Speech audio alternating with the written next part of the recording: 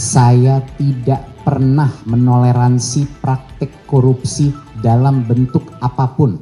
Assalamualaikum warahmatullahi wabarakatuh. Salam sejahtera untuk kita semua. Om Swastiastu, Namo Buddhaya, salam kebajikan, Rahayu. Terima kasih atas kehadiran rekan media pada hari ini. Saya Nadiem Anwar Makarim, dalam kapasitas saya sebagai warga negara Indonesia yang memiliki hak dan kewajiban terhadap undang-undang dan hukum yang berlaku.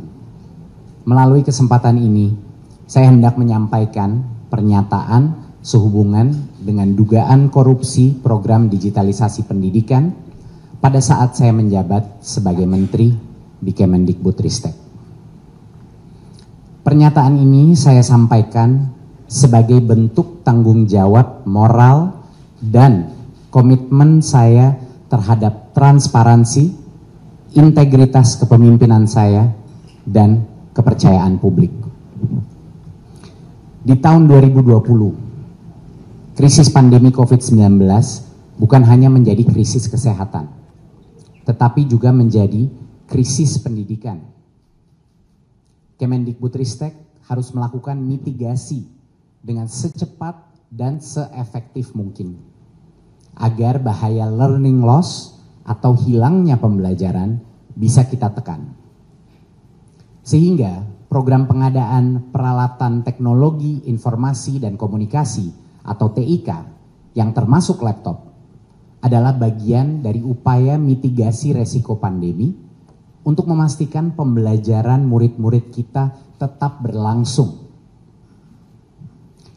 Kemendikbudristek melakukan pengadaan 1,1 juta unit laptop beserta modem 3G dan proyektor untuk lebih dari 77.000 sekolah dalam kurun waktu 4 tahun. Selain mendukung pembelajaran jarak jauh, perangkat TIK itu juga menjadi alat peningkatan kompetensi guru dan tenaga kependidikan. Dan juga untuk pelaksanaan asesmen nasional berbasis komputer atau ANBK yang menjadi instrumen sensus kami untuk mengukur capaian pembelajaran dan juga dampak daripada learning loss. Saya sepenuhnya menyadari bahwa dalam setiap kebijakan publik, pengawasan dan akuntabilitas adalah hal yang tidak bisa ditawar. Selama saya menjadi Mendikbudristek, setiap kebijakan dirumuskan dengan azas transparansi, keadilan, dan itikat baik. Untuk menanggapi proses hukum yang saat ini tengah berjalan terkait pengadaan laptop Chromebook, saya menyampaikan hal-hal berikut. Saya menghormati dan mendukung sepenuhnya proses hukum yang sedang berlangsung. Penegakan hukum yang adil dan transparan adalah fondasi negara yang demokratis.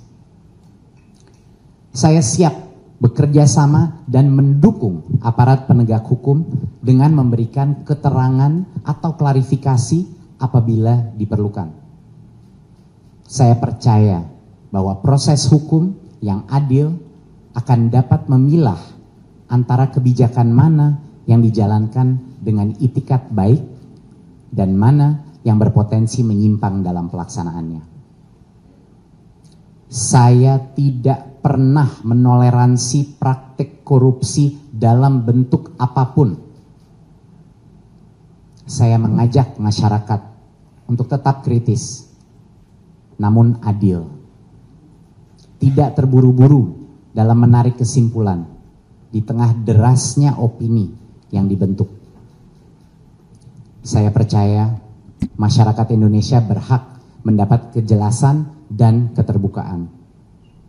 Saya berkomitmen untuk bersikap kooperatif demi menjernihkan persoalan ini dan menjaga kepercayaan terhadap transformasi pendidikan yang telah kita bangun bersama. Terima kasih atas perhatian dan doa dari masyarakat Indonesia. Wassalamualaikum warahmatullahi wabarakatuh. Om Shanti Shanti Shanti Om. Namo Buddhaya. Oke, jadi intinya ada dua inti pokok, yaitu Saudara Nadiem menghargai kewenangan kejaksaan untuk melakukan proses penyidikan.